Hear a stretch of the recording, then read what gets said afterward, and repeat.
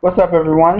This is Raphael Garcia back again for the August 31st edition of the MMA Ratings Podcast. Roy Billington is unable to get on today, so it will be just me talking to you about what occurred last night with UFC 177 and just some of the things that are going on from the sport that we've seen this past week. So, as always, we're just going to jump right into it. We have a lot to kind of cover tonight, or excuse me, today. I mean, and the first thing we're going to talk about is UFC 177. It was quite a spectacle this past week because I mean, even though all the action occurred on Saturday, leading up to the event, there was all it seemed like it was almost like a what's next type feeling. You know, we lost obviously Demetrius Johnson and Chris Carriasso was pulled off of the card to move to UFC 178 to take the place of Jones and Cormier. But between I want to say when Thursday and Saturday, we lost Henry Cejudo going against Scott Jorgensen, and then Renan Barão gets pulled out of the main event when he supposedly passed out during weight cutting issues. The story is that he fainted and he hit his head on, I guess, the bathtub in his hotel room, which he had to get medical assistance at that point in time, which kind of was forced the UFC to pull him off that card because it's a dangerous situation. You don't ever want to try to force someone into a fight when they're going through such a situation. So the UFC responded by inserting Joe Soto into the main event. Now, chances are a lot of people didn't really know who Joe was, unless if you are more of a hardcore follower of the sport. But Joe, I believe, Joe is a former Bellator featherweight champion. He won their inaugural tournament for the 145-pound belt, and then he eventually lost it to Joe Warren. And he also, I want to say, he just won he just won another title recently. I can't remember what organization that was for, but that was a bantamweight belt before being called up to the UFC. He was supposed to fight on this card, but just I guess fortune played out to where he could get inserted into the main event. And I say fortune with air quotes because as you know by this point in time the results were that he was knocked out in the fifth round via head kick. Then the follow up punches from TJ kind of put the nail in the coffin there to get the stoppage.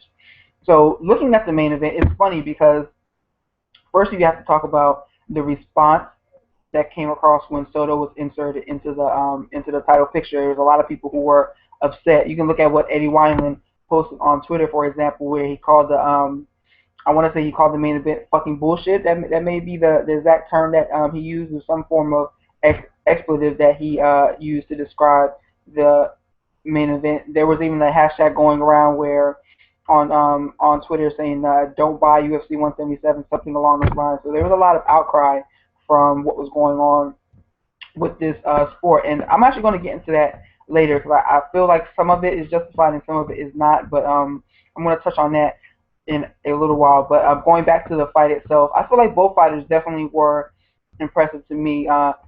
Dillashaw looked good. His movement still he looks like he's still improving every fight out. He looks very good on his feet, just being able to move and keep his pace up for 5 rounds. His volume looked really good too. Like it never really slowed down. Whenever Soto would close the distance to kind of get within in range, TJ was at least just popping him with his jab, and he was throwing like 4 and 5 jabs in a row, throwing uppercuts and letting a lot of combinations there, and then before moving out. So he looked very good.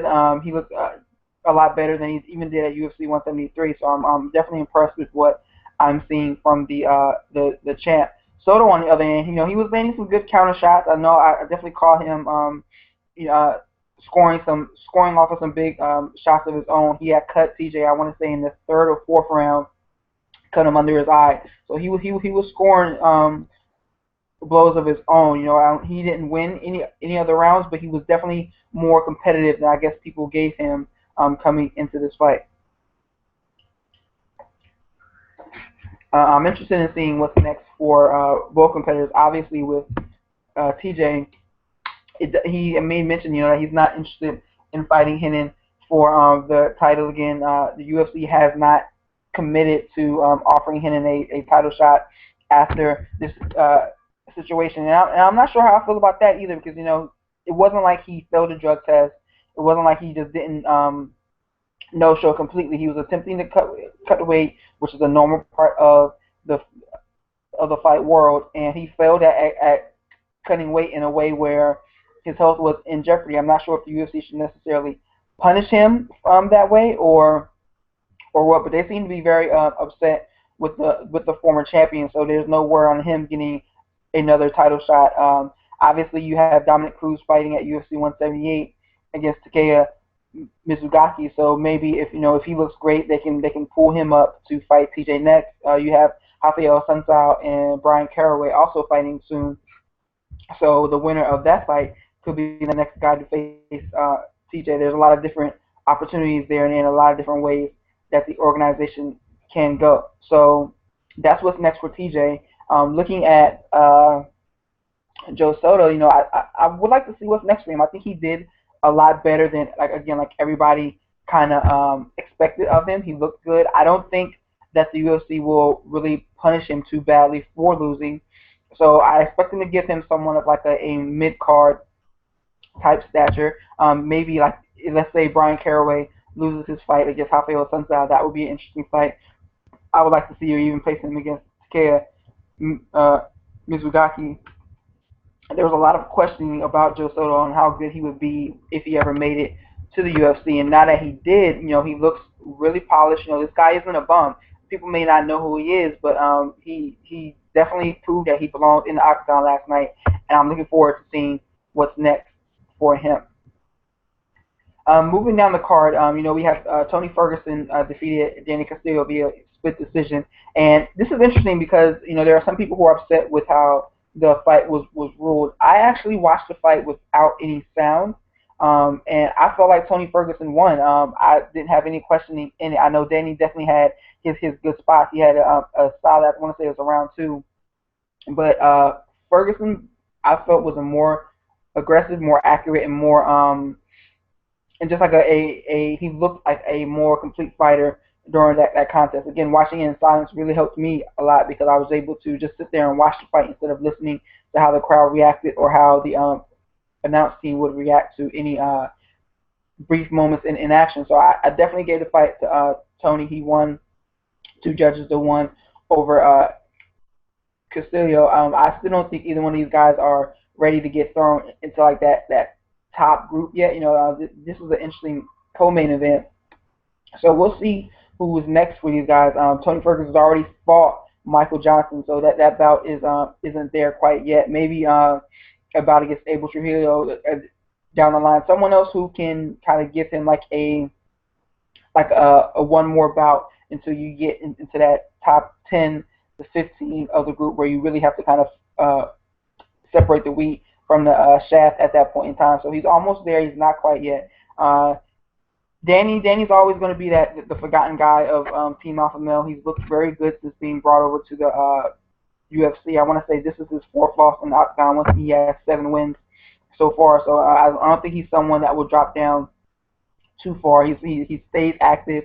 He doesn't pull out of bouts too often. So I hope that the UFC finds some good use from him. I don't think that he's ever going to be someone within the top 10, but he's definitely someone worth watching for an entertaining fight. Like I even picked this matchup as my fight to watch for this week. So I feel like they had the potential to steal the show because they both they never take any steps back and they both are very action oriented. So I got a good enjoyment out of watching these 2 guys go at it.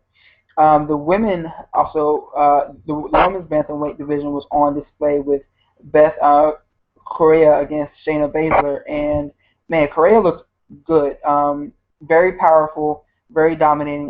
Shayna was good off her back. She stayed active, looking for armbar and triangle submissions, but she just couldn't do anything with the Brazilian's power. I mean, she was putting together combinations, those body shots towards the end. I mean, Shayna almost couldn't move. She was barely able to muster up the strength to throw back the 1 or 2 counter punches that she did, but she was taking them to the body, taking them to the head over and over again. That just forced the stoppage of the fight, and Correa looks good. It'll be interesting to see if they give her Ronda Rousey next or if they focus on getting Gina Carano in to fight Ronda early next year. That's what the rumors are kind of leaning towards right now. Holly Holm is there, and I think that would be a tough test for Holm to be welcomed into the UFC. I hate when they do that to kind of like these top prospects. They throw them in there with someone who's at the top of the food chain. They did that with Jussier De Silva. They did that with Ian McCall. They did that with also oh man, I can't remember the other guy John Dodson knocked out, but they've done that a lot where they throw in someone who's new and someone who has a good following behind them against someone that's very tough in the division. I would hate to see them do that to Holly Holm right now. I think Correa definitely deserves the next shot at at Ronda Rousey. She's talking well, trying to hype the fight already. Unfortunately, the language barrier is causing an issue there, but she's someone that's worth watching. I definitely enjoyed watching the fight last night. I've enjoyed watching her fights, period, because she's always coming forward. She's always throwing combinations. Very action-packed bout there with Shayna. It was unfortunate to see Shayna's UFC debut go that way because she's been so pivotal to women's MMA for so long, and it's kind of like almost at that point where she's getting into the UFC to make her last run. It's unfortunate that it's happening now, and it's unfortunate that it happened the way it did. She'll be back. She'll probably get some more fights. I expect her to get a couple of wins in the octagon because she is still better than a lot of the women, especially a lot of the women in the bantamweight division that they have. So I will gladly watch what's next for both of those winners as well. Carlos Diego Ferrar against Ramsey Nizzam. I think Carlos kind of pulled he pulled out the win there because in my opinion, he lost the first round, and that counter right shot that he hit Ramsey with to drop him and then finish him off was excellent. He caught his opponent coming in being aggressive when he laid that right hook on him. So I'm definitely looking forward to what's next for him too. There were some stories coming out about him being a pretty good prospect in the weight class. So this was a good win for him, a good win on pay-per-view for him, for people to kind of get behind him a little bit. So it'll be interesting to see what's next for him. I feel like the UFC should kind of move him back to Brazil, keep him on some of those cards there to kind of help that country build up a following behind him if it's not already there, and then kind of reintroduce him to the fight world as a whole. They still are, they're working hard to plant their flag in other countries. So this is another face that they could potentially get behind. And it was a good solid win for him at UFC 177. Yancy Medeiros, man, he threw himself into into the pool for submission of the year. I still think what Charles DeBronx did against Hasu Hiyoki will probably be submission of the year in my opinion. But this reverse bulldog choke against Damon Jackson was pretty good there, because Damon, his head was in a bad position when he took that, that desperation shot, and he tried to spin out of it, but Yancy caught him perfectly, and kind of like, this was, I think, his third time going for that choke during the fight, and he just sat it in perfectly. He settled down. Damon barely tapped before being able to go out. So it was a great choke. I think he was good in the fight. His combinations were looking good. He was staying very active, and he was landing a lot of good shots while being able to shuck off Jackson's takedown attempt. So Yancy definitely looked a lot better. He looked a lot improved from when he fought Jim Miller. So I'm looking forward to seeing what's next from him as well too. He's working with the Diaz brothers out there, so he has some potential to kind of make himself a name in this sport. And again, this is a big win from him on a stage where a lot of people may not have been watching, but he's definitely one of the talking points coming out of UFC 177.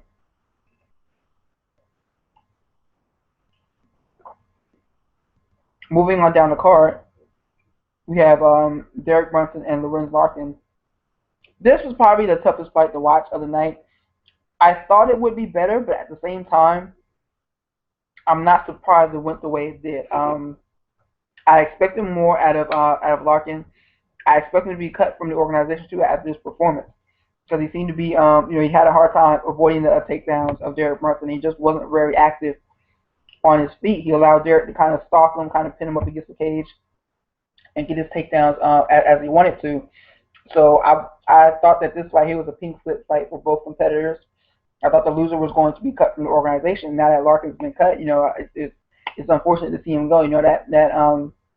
That Francis Carmont split decision that he lost a couple years ago has been kind of haunting him, because he's never looked like he's been able to get back get back onto the fast track after that win. He had a lot of good potential coming with him, coming from Strikeforce over to UFC, and it's just unfortunate to see him lose his way. I expect him to be cut. He does have some value to some organizations such as the World Series of Fighting, even a Bellator now, with Scott Coker there, and they're changing up the way that they're being run. So, he has some opportunities outside of the UFC. It'd be interesting to see if he can win his way back. But I do expect him to be cut. Derek Brunson, he had to do what he had to do to get the win. He didn't fight an exciting battle, but he did enough to get his hand raised. So he'll be kept around in the middleweight division, probably like within the lower 15 to 20 spots. So now's a good time to be in that group because there's a lot of jockeying going on to see who's going to kind of jump up to the top 5 of the weight class at a time where they are in need of some new contenders, and we'll talk about that because this weekend's card will kind of help shed some light on that situation as well. Anthony Hamilton and Ruan Potts.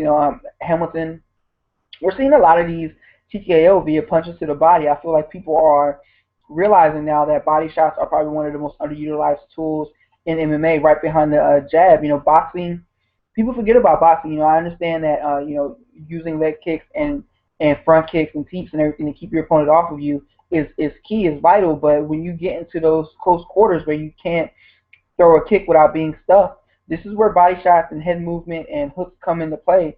And Hamilton did exactly what he needed to do against Ruan Potts to get that stoppage. Those shots look brutal. I enjoyed it because I'm a big boxing fan, so I love body shots like that, and he did what he needed to do to get the win. Chris Wade coming in last minute notice from Ring of Combat, he got the win as well. I spoke with Chris earlier this year, and he was definitely looking forward to getting into the UFC if he was able to continue winning, and he's done what he's needed to do. He is on the roster now, and he got a good win, a good way to introduce himself to the organization. There's a couple of interviews that he did, one with Sherdog and one with MMA Fighting, that are available on their websites that are definitely worth watching. But he's someone I hope to talk to again soon, and he's definitely someone worth watching in the 155-pound group because he has good wrestling, he has good grappling as well, especially defensive grappling to be able to save himself, unlike a lot of other wrestlers do at this point. So he's someone worth watching as well to see what he does as he continues to develop as a 155-pound fighter.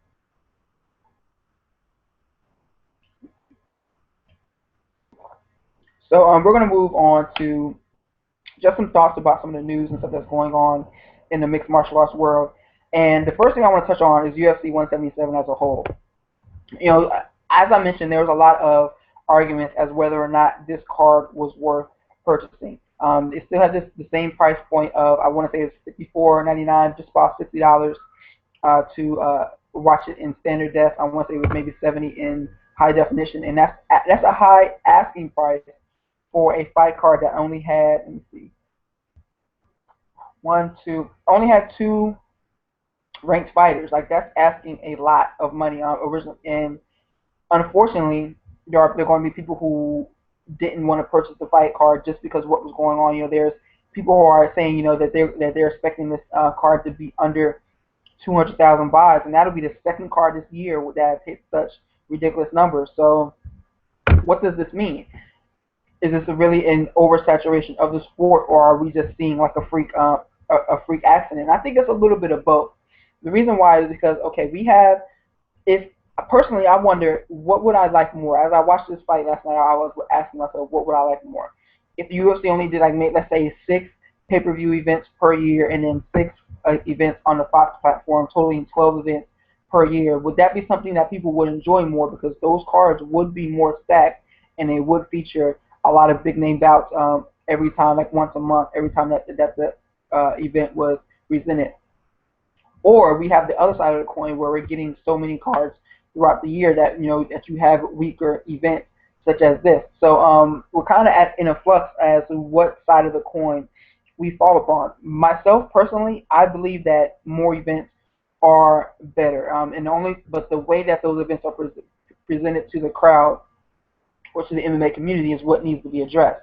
This should have never been a pay-per-view card, not even from the start.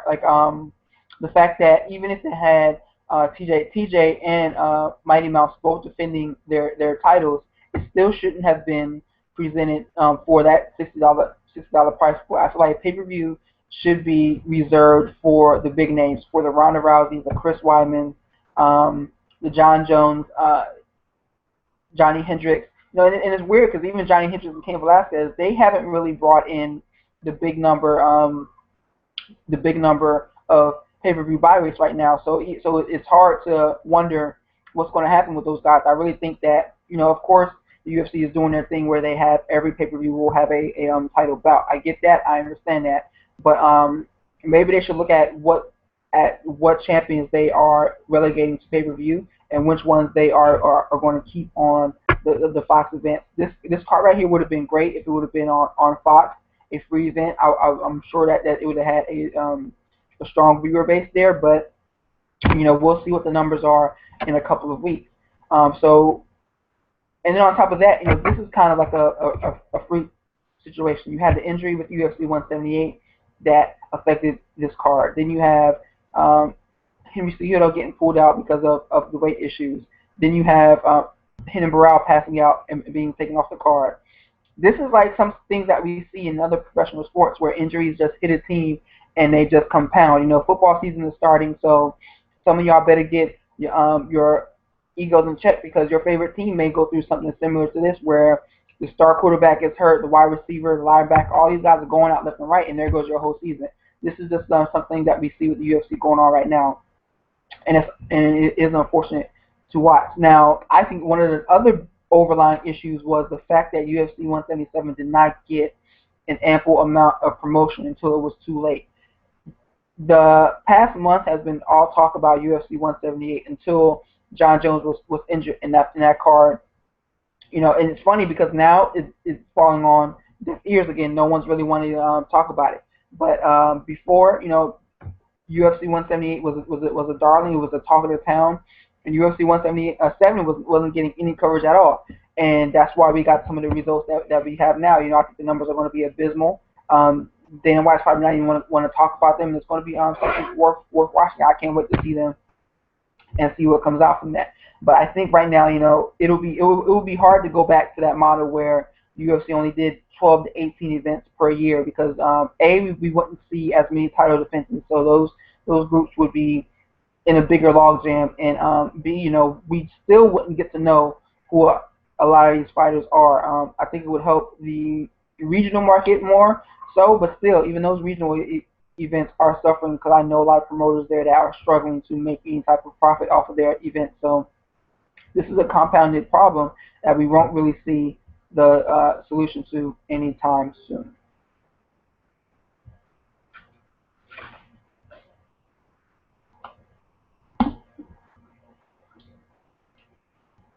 Another talking point that came out of UFC 177 is the weight cutting situation that we're in. And I think this may be overblown a bit because I feel like for every one person that makes weight, one person who does not make weight, there are 10 fighters who do. So, yes, Cejudo passed out. He had medical reasons that many are expecting that deal with his weight because he's had weight issues in the past, or he had issues with making weight in the past. And Dana White has already said either he moves up to 135 or he doesn't fight in the UFC. And yes, you also had Renan Barão pass out and deal with his weight issues, because he was pulled off the card. But I feel like weight cutting, if done smart, it can be it doesn't have to go down the way a lot of these guys are dealing with it.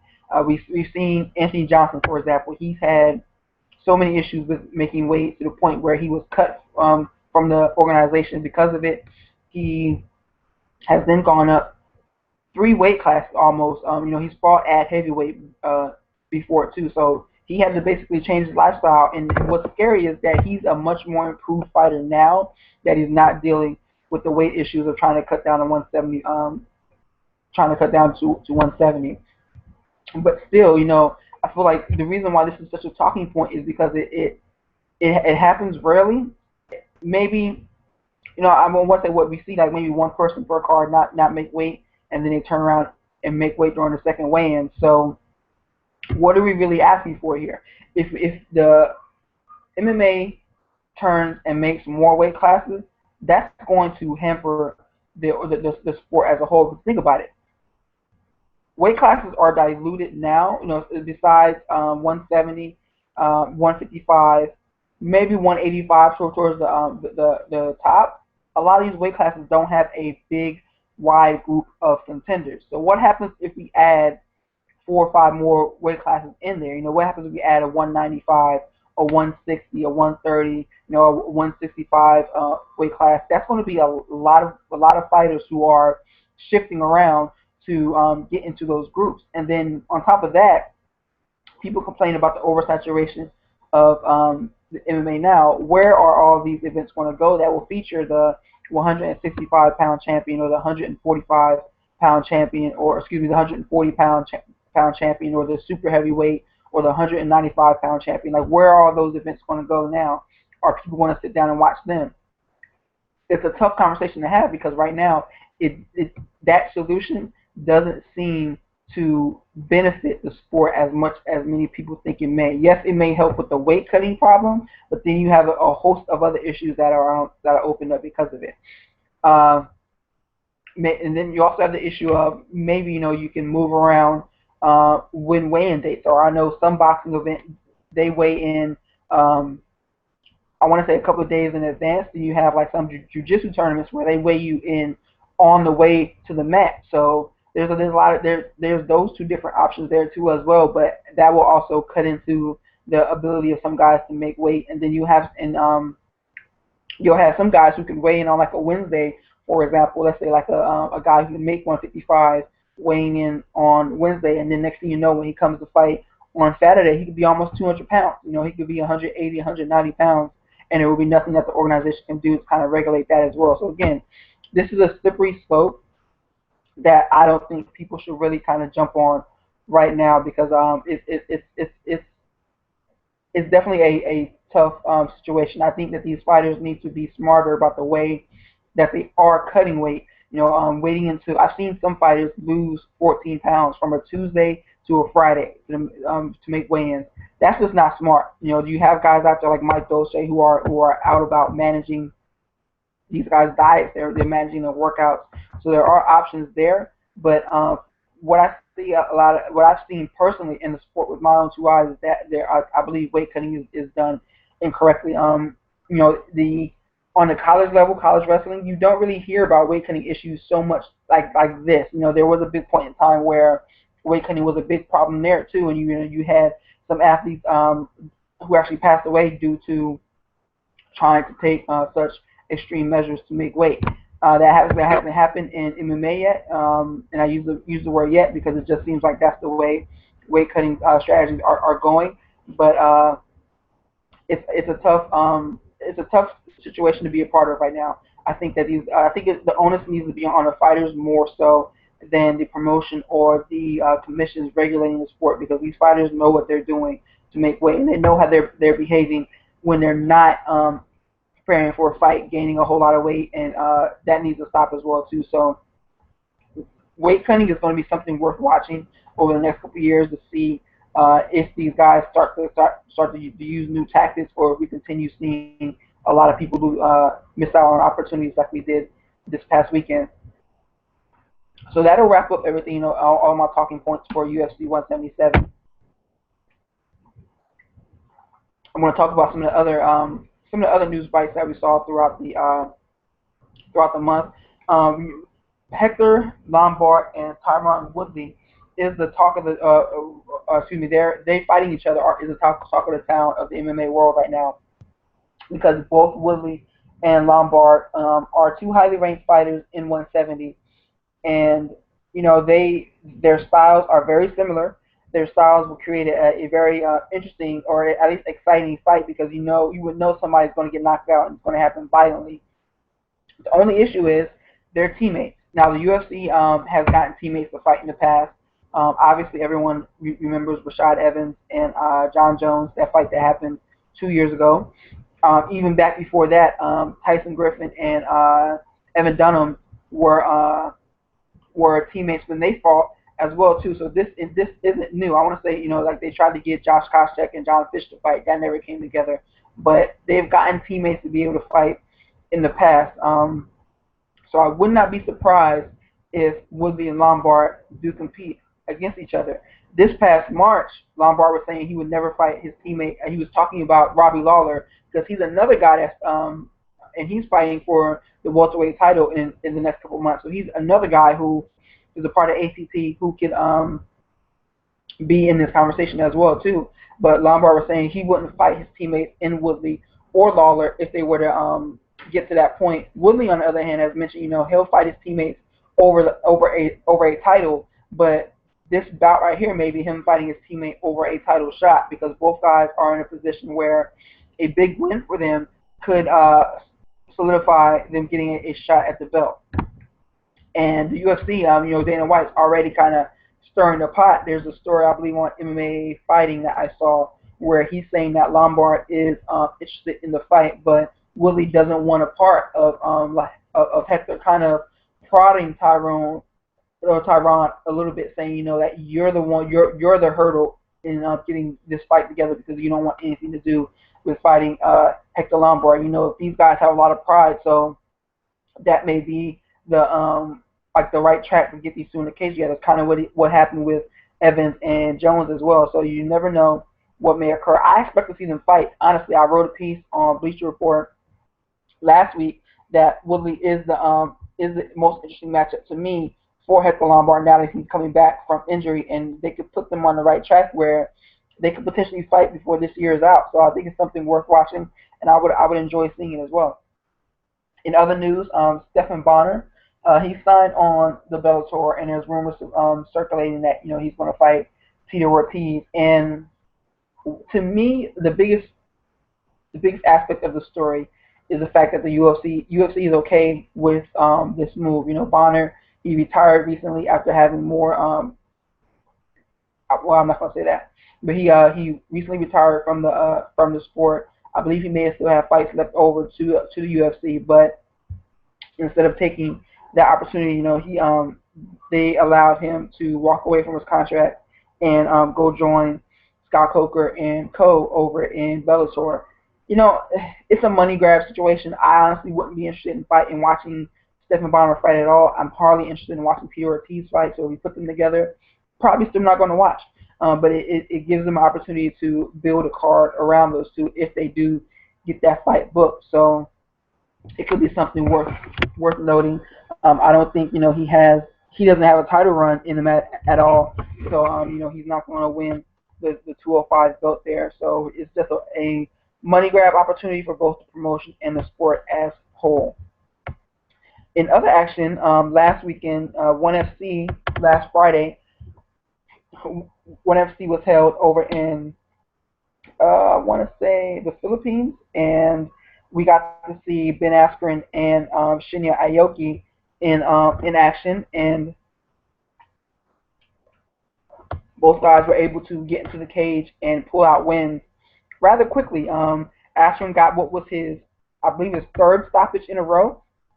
So for everyone to claim that he's such a boring fighter, this is his third time getting a win via stoppage. He got a TKO finish to win the 1FC welterweight title, and Shinya Aoki stopped Kamal Shalarus via rear naked choke. So we all know that Aoki doesn't have any desire to fight in the UFC. He's been a well-respected lightweight for a long time. At one point in time, he was ranked in the top 5 of the sport. But losses to Gilbert Melendez and Eddie Alvarez kind of changed that. But he's someone I always enjoy watching. I think his submissions are crazy to watch. He hits a lot of different things from a lot of different places, and he has a mean streak that where he looks for the tap, and if you don't tap out, he's gonna break something. So he's always somebody entertaining and someone worth watching. The real talking point is Ben Askren because he's continued winning, and he's continued doing it and he's not being that fighter that he's being painted out to be. Everyone claims that he just lays on guys, he just takes you down and just does enough, or he John Fishes you, as some people have put it. But he's been getting stoppages. He it started with his stoppage over I want to say his last Bellator defense when he got that TKO in the fourth round. So he's been doing what he needs to do. He looks good. He talks a good game, which is also very important in the sport at this point in time. And I think that he's someone that the UFC needs to look at. He's 30 years old. He'll be. I think his contract is with ONE FC is for 2 years. So he'll be looking for a new opportunity there. And I think that the UFC should definitely be more interested in talking to him. I just did a piece on Bleacher Report about this as well. That maybe the weight class is missing Ben Askren at this point in time, because I see it as him. I think he could have a good opportunity of beating a lot of guys at the top. He poses a lot of problems to a lot of guys who can't deal with his ability to take you down and keep you there. So hopefully there comes a point where we can see Ben Askren in the UFC when he still has a lot to offer the sport, instead of it being a point where he's making like a last little bit of a run. He's someone that I enjoy watching. He's very polarizing, and I think he deserves the opportunity. Roger Huerta, the former poster child for MMA, or at least Hispanic MMA, he got a win as well, as he stopped Christian Hawley in the first round of their fight last week as well too. So it's good to see him getting a win. He's someone that they had someone that the UFC had a lot of hype over. He was on the cover of Sports Illustrated. He was getting a lot of attention, and then he kind of fell apart. There was always those rumors that the UFC put him into matchmaking situations to kind of help him out the door. But he hasn't looked so great since leaving the promotion as a whole anyway. So it's good to see him getting some victories at ONE FC. And so moving along, we're going to move on to the third segment here.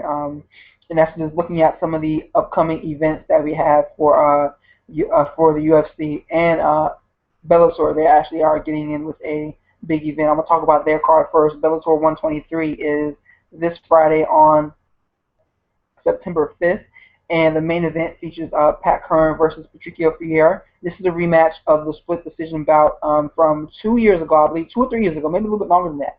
But it's finally coming to pass. Patricio won the featherweight tournament, the last featherweight tournament, and he's gotten some good wins over like Diego Nunez, for example. So I think he definitely deserves this shot. I think he's going to win the belt this time out too, because I haven't been too impressed with how Pat Curran has looked in his last couple outings. He was defeated pretty handily by Daniel Strauss.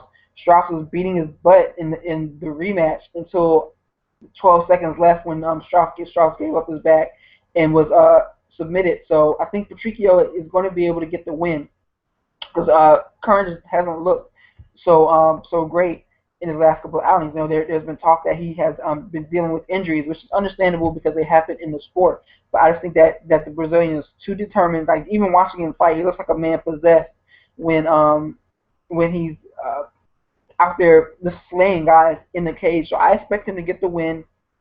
I wouldn't be surprised if it came via stoppage either. Not at all. Because he's been putting together his combinations very well. He's been attacking in volume, and he hasn't had any cardio issues or anything like that as well in his last couple fights either. So I wouldn't be surprised if he got the win. If he got the win via stoppage this weekend, I think it's a big bout for both guys. So I'm looking forward to watching that main event. King Mo, he's fighting Dustin Jacoby, who's stepping in for the injured Tom DeBlas. And this is the fight that Mo is supposed to win. I was more interested in seeing him fight Tom DeBlas, but King Mo, he has to do something, because he's at a serious crossroads in his career right now. He hasn't looked the greatest since the staph infection and the knee injuries has really hampered his career. And on top of that, the whole pro wrestling MMA thing has been a failure in my opinion. He's not even on TNA wrestling too often anymore. TNA is not even going to be on TV that often, if at all, because they lost out on their deal with Spike, so there's no telling what's next for that promotion. So he really, this is really like a make or break point for him if he's going to be a face in Bellator going forward. He's someone that may benefit from the firing of Bjorn Rebney or the removal of Rebney. So now's the time he has to defeat Justin. I think he has to do it violently with a strong finish. Bobby Lashley is also fighting this weekend. He's another one of those pro wrestling guys. Everyone thought, or there was hope that he would be like a Brock Lesnar type figure when he came into MMA. Unfortunately, he hasn't been that. He's looked good in some bouts where he's just been able to overwhelm guys who were handpicked for him. So he's fighting Josh Burns, another guy who's on 8-7, shouldn't be as much of a challenge for him, but this is the opportunity for Bellator to kind of make themselves a big name heavyweight star. Lashley looks like an action hero put together in a factory or something like that. You have that cliche out there. He has muscles on top of muscles with a ripped six pack. So we'll see what's next for him. And then Chet Congo as well. He's another one of those guys there was always a lot expected of. He's paired with LeVar Johnson, so that's going to be someone's going to get knocked out, and I think it'll be Congo because he's always had that suspect chin.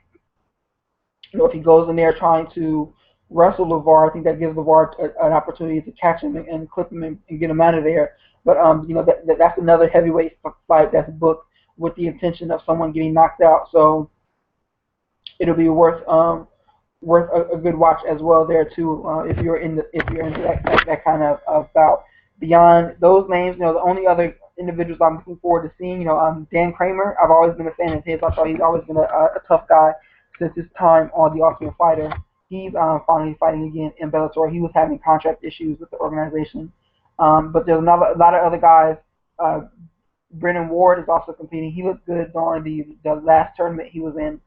But there's a lot of no-name guys. I don't want to say no-name guys, but a lot of guys who haven't gotten a lot of exposure in the sport. So this is their opportunity. It's a 14 fight card, so it'll be a long night. But there's a lot of guys who Bellator is kind of looking on, building their back on, as they change their model a little bit. So there is some value in watching this event this coming Friday. But they're going up against some tough opposition as UFC Fight Night, Jacare versus Mousasi 2 is also going on that same night, and it's going on in Connecticut as well. So these cards are basically down the street from each other. And the UFC has put together what I believe will be a stronger card. They don't have any title bouts on the line as Bellator 123, but they have the rematch of Gegard Mousasi and Ronaldo Sosa, in which Mousasi was able to defeat Sosa via upkick a few years back. And this is a big fight here because Ronaldo needs to get this win if he's going to be the next guy to fight Chris Weidman. There's this discussion right now between who should get the shot after Vitor Belfort. Is it Luke Rockhold or Ronaldo Sosa? In my opinion, I think Rockhold's leading the race just because he has that sellability that Sosa doesn't have at this point in time. So if he can get the win and defeat the Dreamcatcher, that'll be big for his career. And Mousasi, he hasn't looked great since coming over to the UFC. I don't think he's actually won he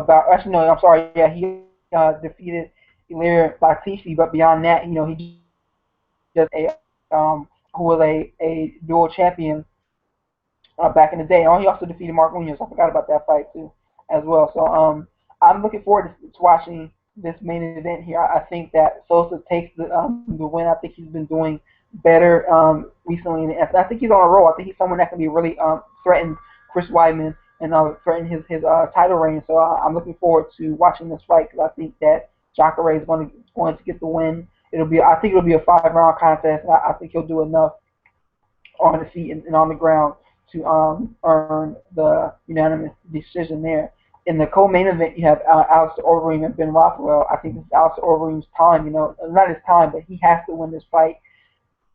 He's another one of those guys where everyone wants to see them become great, see them get thrown, or see them get thrown into the title picture. UFC has always tried to do what they could to kind of keep him within the upper echelon of heavyweight because they don't have a lot of guys of any value there. And this fight against Ben Rothwell is an opportunity for him to defeat someone who's like a middling heavyweight and do it with a violent knockout. And he looks good against Frank Mir. He looked like he was able to pace himself better and still be deadly with his strikes. Ben Rothwell hits hard, and we've seen Overeem crumble under that pressure in the UFC where he's gone out. So this isn't an easy fight for him, but it's definitely a fight that I expect him to win, and that the UFC kind of wants him to win right now, so they can have another heavyweight contender to provide to Kane or provide the Verdun after the UFC Mexico Ultimate Fighter, and after those two heavyweights get into the cage together. Matt Mitrione and Derek Lewis. Derek Lewis called out Matt after his win on the Ultimate Fighter. He knew what he was doing because Mitrione is a fighter who has some name value and also fights the type of fight that he does, so he can get the win if he definitely catches Matt with some of this huge shots. So that's just going to be like that's just like a fight to feed the fans because you know someone's going to get knocked out. Joe Lozon and Michael Chiesa. Lozon has, he's always been one of my favorite fighters because you know that he's going to bring the action from start to finish. He's never been able to get over the hump and become like a true contender at 155, but he continues getting paid for it because he looks good every time he fights or he walks out of there with some type of reward. So him and Michael Chiesa should put on a pretty good fight. Chiesa's coming off of his first loss in his career, so it'll be interesting to see how he deals with the experience of Lozon. Joe has to come in and fight smart. He's been known to burn himself out in the first couple of minutes, so if he does that against Chiesa, he's going to be in a bad spot. This is definitely a fight that I look forward to seeing between these two as well. Continue going down the card. Nicholas and Charles Oliveira. This is a rematch of when these two guys fought at lightweight, and Oliveira was picking Nicholas apart until he landed that knee to a grounded opponent, which stopped the fight. I'm picking Charles in this fight. I feel like he is a dark horse at 145. No one's really talking about him, but I really wish he would have been placed against Conor McGregor at UFC 178. I hope if Conor wins and if Charles wins, they put them two together next. But I'm picking him to win this fight. I feel like he was beating Lentz at 155 before that knee. Lentz has looked good since kind of cutting down to featherweight. He really pushed Chad Mendes when they last fought. So this is not going to be an easy fight in any way, shape, or form, but it's definitely something I'm looking forward to. And I believe Charles Oliveira will get the win there. John Moraga and Justin Scoggins. I think Justin Scoggins is going to get the victory because he just faced his last loss against Dustin Ortiz a couple months. I think it was Dustin Ortiz who defeated him. Let me check.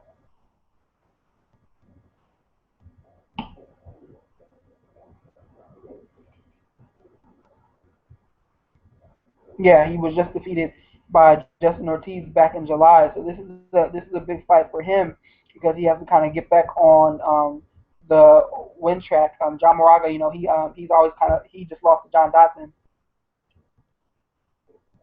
and he's been bouncing around as a name of value at flyweight, and the flyweight division is wide open right now. So this is a big fight for both guys, and they have to go out there and put it on a show. You got Rodrigo down, but Al Quinta, which should be a good bout as well. Sapo Natal is trying to get a win over Chris Camosi to get back on the winning track right there as well. Chris Beal is fighting. Chris Beal is fighting Taki Matsueda, who's stepping in on an injury notice, and Sean Soriano and Chaz Skelly will also round out the card. I think this is a good event. I think Friday will be a lot of good action in MMA. So I'm definitely looking forward to seeing both of these cards and just seeing what happens between now and then. There's a lot of MMA going on over the next couple of weeks towards the end of the year. So this is just a start, and we should get some good action out of both of these events this weekend. So with that in mind, we're going to bring this edition of the MMA Ratings Podcast to a close this week. You can expect to see our customary fights to make for winners and losers off of UFC Fight Night. We're going to talk about some of the bigger things that we saw, UFC 177. We'll talk about some of the winners and losers who walked away from that event. So you can expect those pieces. I will probably be doing something on the importance of the Mousasi and Sosa fight coming up, and there's going to be some other pieces as well. So be sure to continue following MMA Ratings. You can check us out on the website MMARatings.net. You can follow us on Twitter at MMARatingsNet, and on Instagram as well, where we post a lot of comedic value with our memes about what's going on in the sport. So again, I'm Raphael Garcia. You can follow me on Twitter at rgarcia_sports, and I talk about MMA, NFL, NBA. There's a MLB. There's a lot of sports action going on this time of year. So I'm going to have a lot to talk about across all sports. You have Roy Billington, who still owes me a video of him taking the ALS challenge because I won the bet about Vincent Henderson and Rafael Dos Anjos. So I'm still waiting on that, Roy. But you can follow him at Roy Billington, and you can just keep an eye out for everything that we're working on. And again, be sure to go visit MMA Ratings.net to see everything that we're up to. This is Raphael, and have a great week.